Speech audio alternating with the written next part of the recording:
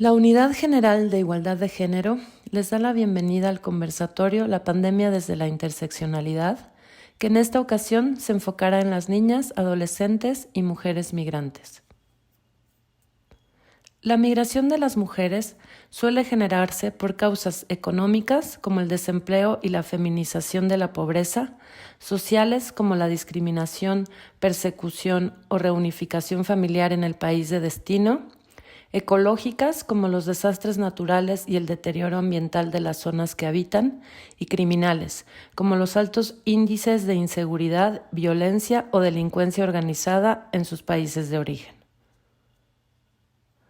Según la Organización Internacional para las Migraciones, en 2019 había 272 millones de migrantes internacionales en el mundo. 48% eran mujeres, la mayoría de entre 25 y 39 años de edad. En materia laboral, durante el 2017, la fuerza total de trabajadores migrantes se compuso de 68 millones de mujeres.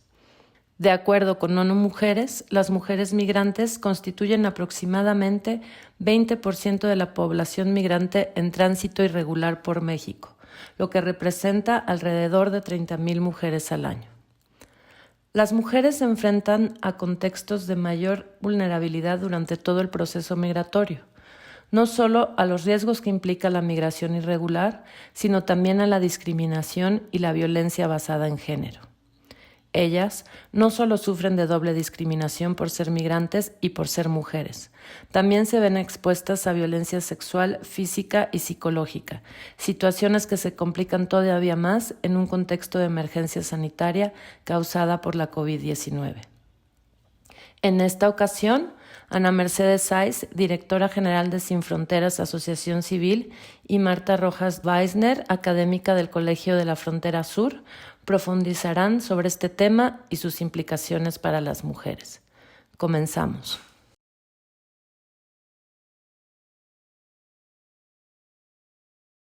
Que nuestro país, por su situación geográfica, es uno de los corredores más importantes migratorios en el mundo.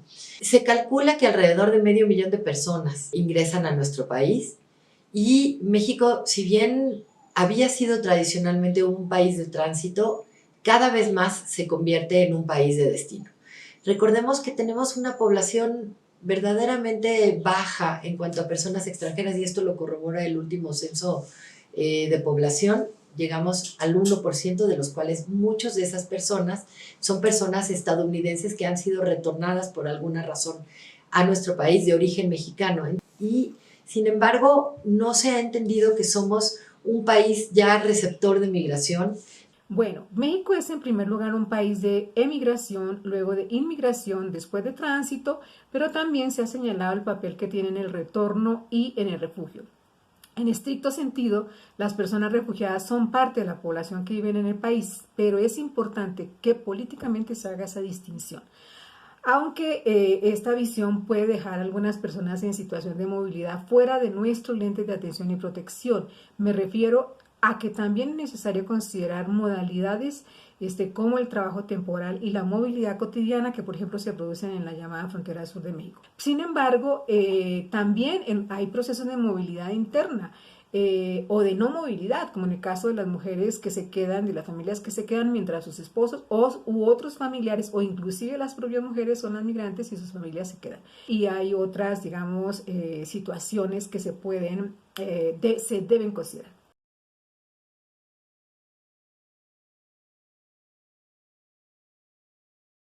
El marco normativo básico de los derechos de hombres y mujeres está establecido en la Constitución Política de los Estados Unidos Mexicanos, sean migrantes o no, están consideradas allí, de la que se derivan obligaciones relacionadas con la protección y el pleno ejercicio de los derechos humanos, obligaciones que quedaron consignadas en la Carta Magna en junio del 2011, en particular cuando se hizo la reforma al artículo primero, en la que se establece el principio pro persona y se da un énfasis en particular al enfoque de los derechos humanos.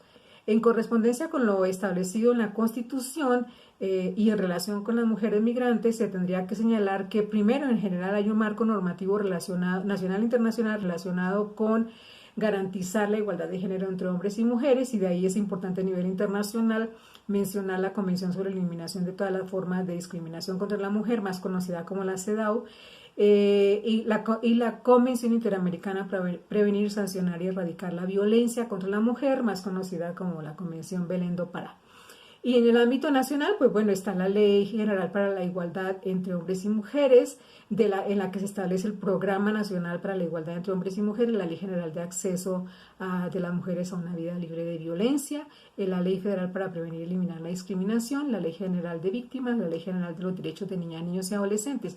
Y en materia de migración, pues en el ámbito internacional se puede mencionar la Convención Internacional para la Protección de los Derechos de todos los trabajadores migratorios y sus familias, la Convención sobre el Estatuto de Refugiados, el Pacto Internacional de Derechos Civiles y Políticos, entre otros. La realidad es que las personas migran por razones muy diferentes.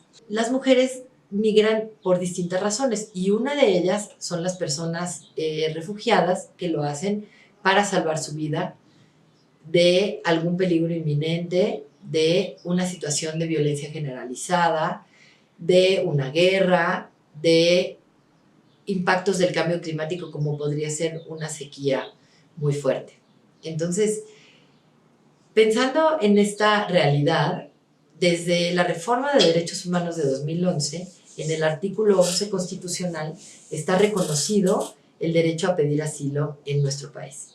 Es un derecho humano, el derecho a solicitar asilo y a que esta solicitud sea procesada y sea considerada de una manera objetiva y de acuerdo a un procedimiento legalmente establecido. En México nos rige en esta materia la Ley de Migración y la Ley sobre Refugiados, Protección Complementaria y Asilo Político. Esta está vigente también desde 2011 como parte de la Reforma de Derechos Humanos. Es importante conocer los aspectos que caracterizan a las mujeres en la migración. Y es que la problemática no es muchas veces la misma por la que atraviesan los hombres. Entonces, sí es importante tener una visión de género con respecto a estos movimientos migratorios.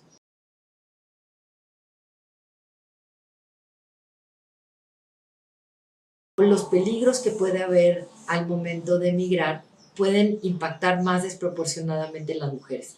¿Y a qué me refiero? Las mujeres muchas de las veces pueden ser sujetas a violación sexual a través de su paso por las distintas fronteras o los distintos países. Pueden ser sujetas a distintos tipos también de extorsiones, pidiéndoles favores sexuales o otro tipo de discriminación. Y esto las obliga muchas veces a tomar dolorosas decisiones como administrarse algún tipo de anticonceptivo para tener, por lo menos protegerse de este tipo de riesgos de violencia sexual en el viaje. Entonces, sí, las mujeres pueden ser un grupo muy, muy vulnerable en los procesos migratorios. Recientemente se logró la armonización legislativa de la Ley General de los Niños, Niñas y Adolescentes a la Ley de Migración. Y ello tiene un impacto muy importante porque queda totalmente prohibido detener, privar de la libertad en las estaciones migratorias a las niñas, niños y adolescentes que incluso puedan ir acompañados o no acompañados de personas mayores. Muchas mujeres migran con sus hijos y esto implica un cambio importante y viene a ser necesario el fortalecimiento y que se involucren en la protección de las niñas y de las mujeres migrantes el Sistema Integral para el Desarrollo Integral de la Familia DIF y las Procuradurías de Protección al Menor.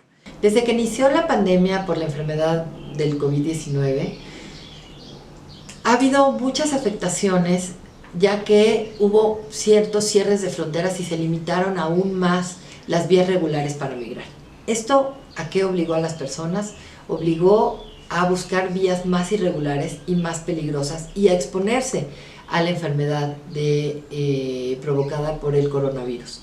Entonces, sí tenemos que considerar que las mujeres también se han visto desproporcionadamente afectadas en esta situación porque mientras más clandestinas sean las vías de emigrar se ponen en más riesgo. ¿Y qué estamos hablando? Que pueden subirse a algún tipo de embarcación y en donde pueden tener algún riesgo de naufragio y algún riesgo de perder la vida por esta razón, a verse obligadas a pagar altas sumas de dinero a traficantes de personas para que arriesgarse a que las puedan transportar de una manera clandestina.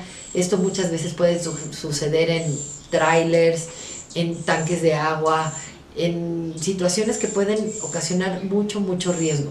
Otra forma que hemos visto tristemente también frecuentemente y está documentada en nuestro país es que pueden ser víctimas de secuestros por parte del crimen organizado. El crimen organizado sabe en dónde se concentran sobre todo las mujeres y como muchas viajan por una razón de reunificación familiar, ¿y a qué me refiero? Tienen familiares probablemente en Estados Unidos, estas personas son secuestradas y se le pide el rescate a las personas que están en Estados Unidos. Y esto pone en grave riesgo a las mujeres y a sus hijos. Pues no hay una causa única. Desde hace mucho tiempo decimos que no podemos hacer una división entre causas voluntarias y causas forzadas, porque en realidad hay una combinación de unas y otras, inclusive para los casos, digamos, de lo que se ha dado por llamar la movilidad voluntaria, que son las causas económicas, o por ejemplo que alguien se va a estudiar, o que se va por formación de una familia, o por unidad familiar. Ni siquiera en esas podemos decir exactamente que las razones que le llevan a una persona a emigrar están vinculadas con cuestiones totalmente voluntarias. Puede ser que haya una situación de violencia intrafamiliar que impulse a esa persona a salir. Y bueno, por supuesto están las de carácter forzado, son las que constriñen y obligan a la persona a huir de su lugar, como son la violencia en sus distintas formas. También es una forma de violencia. Cuando hay un desastre ocasionado por un fenómeno natural, por las no atención, digamos, de parte del gobierno en la recuperación de las condiciones de vida, o por lo menos en tratar de paliar esas condiciones de vida de las personas. En realidad los hombres y mujeres viven situaciones similares en muchas circunstancias, pero diferentes en las formas y también desde esa perspectiva en las desigualdades de poder relacionadas con el género. Viven distintas formas de violencia, eso es común. O sea, la diferencia es el tipo de violencia. Enfrentan discriminación, racialización, estigmatización, son criminalizados, enfrentan precarización laboral y en sus vidas, se les es negado los derechos en general y el acceso a servicios básicos y unos y otros deben buscar estrategias para poder continuar, ¿no? Ellos tienen que buscar las estrategias para no regresar donde tienen un temor fundado de regresar. La pandemia ha exacerbado la xenofobia y ha profundizado la desigualdad social y económica. El otro derecho que es vulnerado, por supuesto, es el derecho a una vida libre de violencia y discriminación, porque el haber asociado al COVID-19 con personas migrantes derivó en amenazas, agresiones, y en esto contribuyó muchísimo la prensa local. Se mediatizó demasiado eso y tuvo un efecto importante, digamos, en las reacciones, en las representaciones sociales, y hubo personas en particular afrodescendientes, personas con rasgos asiáticos. Ha exacerbado el miedo a las personas migrantes. Las mujeres han estado expuestas al virus, pero viven en confinamiento y hacinadas, y además porque han habido problemas para conseguir lugares para la renta y para rentar, y además para poder pagar la renta tienen que trabajar. Y entonces varias de ellas han tenido que buscar varias alternativas de trabajo. Y bueno, un tema que sin duda es crucial, Toral, es el tema de la salud sexual y reproductiva. Por entrevistas que he hecho informales, varias mujeres no han podido hacerse, por ejemplo, Papa Nicolaos u otros exámenes o a la atención sencillamente para tener un bebé, para un parto.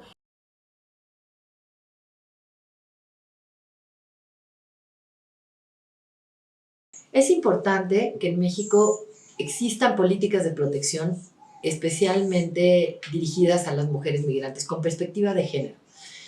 El acceso a la salud es particularmente importante en estas poblaciones y podemos hablar particularmente de la salud sexual y reproductiva y el acceso a tratamientos de enfermedades propias de la mujer como podrían ser el cáncer cervicuterino o el cáncer de mama. Otro aspecto importante sería tener acceso a la salud mental con perspectiva de género y también en el caso de poblaciones LGBTQ+. Es importante que puedan tener acceso, por ejemplo, a los tratamientos de retrovirales en el caso de VIH y en general a cualquier tipo de acceso a la salud, sobre todo ahora durante la pandemia. Es importante concientizar a que el derecho a la vacunación no es exclusivo para personas mexicanas y atendiendo desde un punto de vista tanto de derechos humanos como de salud pública, las personas migrantes que estén en territorio nacional deben tener acceso conforme a los grupos de edad que se vaya determinando, igual que la población mexicana. Otra política importante que hay que trabajar es el acceso al trabajo. El trabajo también es un derecho humano y muchas veces las mujeres encuentran muchas barreras para encontrar este tipo, tener acceso a distintos empleos. Y ahí habría que enfatizar que es importante que se otorguen visas de trabajo sin discriminación y sin estereotipos de género. También es importante, es el aspecto, el acceso a la justicia. Las mujeres también ven más barreras aún para poder acceder y hacer efectivos sus derechos. Por eso es importante que haya programas de acceso a la justicia dedicados particularmente a mujeres, por ejemplo, en el caso de haber sido víctimas de algún tipo de delito como violación y demás, es importante que tengan un acceso a la justicia con perspectiva de género. Y también me parece muy importante reforzar los mecanismos de justicia transnacional, por ejemplo, en el caso de desapariciones o homicidios cometidos en contra de personas extranjeras cuyos familiares o las víctimas que les sobreviven están en otros países.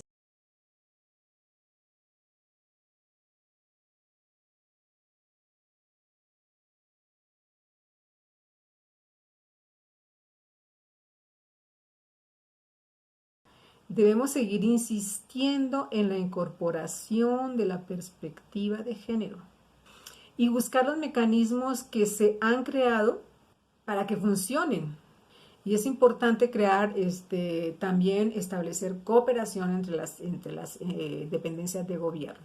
En especial es importante que los funcionarios a escala local no solo aprendan de aprendizaje, sino que aprendan con H intermedia, es decir, lo agarren y lo incorporen. Este, em, eh, ¿En qué consiste esa perspectiva y lo que implica? Entonces aquí debemos trabajar con una perspectiva de género en clave interseccional, es decir, el género vinculado con otras intersecciones y con el enfoque de derechos. No debemos perder de vista que la migración es un proceso y que las mujeres enfrentan violencia de género y discriminación porque las desigualdades de género se producen y reproducen en los distintos momentos de la migración. Aún antes de la decisión de emigrar, en sus lugares de origen, antes de que empezaba a emigrar, en acciones de política pública y de política migratoria, trabajar hacia la igualdad de género no es un asunto de una institución, no es un asunto de una institución. No solo debe establecerse los mecanismos para la cooperación y complementariedad entre dependencias del gobierno, también se debe monitorear, evaluar y ajustar esos mecanismos, esa manera como se ejecuta la política. Es necesario además que se impulsen y ejecuten políticas de inclusión social sensibles al género desde el conocimiento situado y en coproducción con las mujeres y los hombres migrantes. También es necesario involucrar a mujeres y hombres de las comunidades o localidades, como decimos en México, y por supuesto seguir insistiendo en esta perspectiva desde la escuela básica.